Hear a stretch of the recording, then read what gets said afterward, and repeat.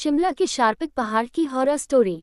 ये कहानी उन 4 दोस्तों की है जिसके साथ कुछ ऐसी घटना घटी कि जिसे उनका पूरा जीवन ही बदल गया। आइए जानते हैं कि ऐसा क्या हुआ था। मुंबई शहर की रहने वाली प्रिया शर्मा अपने दोस्तों के साथ रवि, साहिल और विजय के साथ शिमला जाने का प्लान बनाया। वो सब शिमला जाने के लिए बस में बैठ गए। कुछ ही देर में प्रिया सो गई। अचानक प्रिया की नींद खुल गई तो उसने देखा कि बस में कोई नहीं था। बस का ड्राइवर भी नहीं था। बस अपने आप ही चल रही थी। उनके सारे दोस्तों भी बस में नहीं थे। ये सब देखकर डर के मारे प्रिया जोर जोर से चिल्लाने लगी। अचानक उसे लगा कि कोई उसके पीछे खड़ा है। जब उसने पीछे मुड़कर देखा तो वहां एक स्त्री बैठी हुई थी। उस स्त्री का चेहरा जला हुआ था। ऐसा लग रहा था कि किसने उसके चेहरे पर एसिड फेंका हो।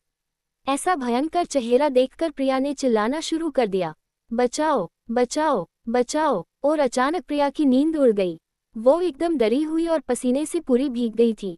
पास में बैठे हुए विजय ने पानी की बोतल दी और बोला, शायद तुम्हें कोई सपना देखा होगा।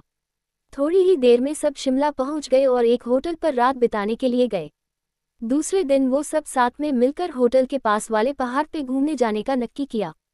करीबन आधे घंटे में वो सब पहाड़ की सबसे ऊंची शिखर पर पहुंच गए। वहीं से नीचे देखने पर घने लीलेछम पेड़ पौधे काफी सुंदर दिख रहे थे। अचानक साहिल चौंक गया और बोला, नीचे देखो कोई खड़ा है, लगता है कोई स्त्री है। विजय और रवि भी देखने लगे लेकिन उन्हें कोई दिख नहीं रहा था और बोले, तू पागल हो गया है क्या, इस घने जंगल में कोई स्त्री कैसे आ सकती है, तुम्हें शायद कोई भ्रम हुआ होगा। उसके बाद वह सब खुली जगह पर चले गए। रात होने वाली थी इसलिए वह सब ने पहाड़ पर ही रुकने का निर्णय किया। इसलिए उन सब ने वहां पर ही तंबू लगाया और खाने पीने के लिए सामान बाहर निकाला। प्रिया की बैग तंबू के बाहर थी इसलिए वह लेने के लिए बाहर गई तो वहां पर उसे किसी की आवाज सुनाई दी। प्रिया उस आवाज की और अपनी नज़र घूम आती है तो उन्हें सामने से कोई 3 आदमी आते हुए दिख रहे थे। उनके हाथ में धारदार हथियार देखकर प्रिया डर जाती है और दौड़ के तंबू के अंदर आ जाती है। उसने अपने दोस्तों से भी यह बात की लेकिन कोई उसकी बातों पर विश्वास नहीं कर रहे थे।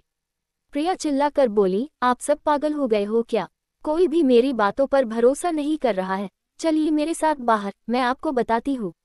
वो सभी बाहर आके शिखर की टोच से नीचे देखने लगते हैं।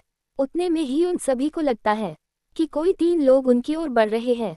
ये सब देखकर वो सभी डर जाते हैं और तुरंत ही अपना अपना सामान समेटने लगते हैं और बड़े से पत्थर के पीछे जाके छुप जाते हैं।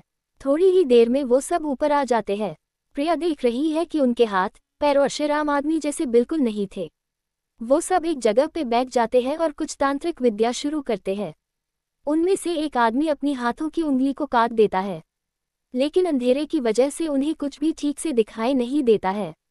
अचानक उन चारों ने देखा कि एक औरत उन आदमियों के बीच में आके लेट जाती है। कोई नहीं जानता कि आखिर वो औरत वहां पे पहुंची कैसे। प्रिया ने कहा, मुझे कुछ समझ नहीं आ रहा है, आखिर यह सब हो क्या रहा है, मुझे बहुत ही डर लग रहा है। एक के बाद एक वो तीनों उस औरत को सूंघने लगे। वहीं पे अचानक उस औरत ने अपनी उंगली उठाए और हमारी तरफ इशारा करने लगी। हम सब डर गई। वो तीनों उस औरत को छोड़कर हमारी ओर बढ़ने लगे।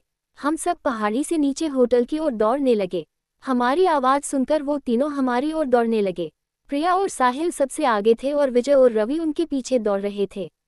प्रिया और साहिल होटल तक पहुंच गए लेकिन रवि और विजय का कोई पता नहीं चल रहा था। हमने होटल वालों से उनके बारे में सभी बातें की तो उन लोगों ने कहा कि उस पहाड़ पे कोई नहीं जाता है। वो पहाड़ शार्पित है, जो भी वहां जाता है वो कभी वापस नहीं आता है। आपकी किस्मत अच्छी थी कि आप अभी जिंदा है, लेकिन हमारे दोस्त रवि और विजय कभी भी वापस लौट के नहीं आए। हमने उन्हें ढूंढने का बहुत ही कोशिश की, पुलिस कंप्लेन भी करवाए लेकिन कोई फर्क नहीं पड़ा। दोस्तों, अगर आपको मेरी यह कहानी शिमला के शार्पिक पहाड़ real ghost story in Hindi पसंद आए हो तो शेयर जरूर करना।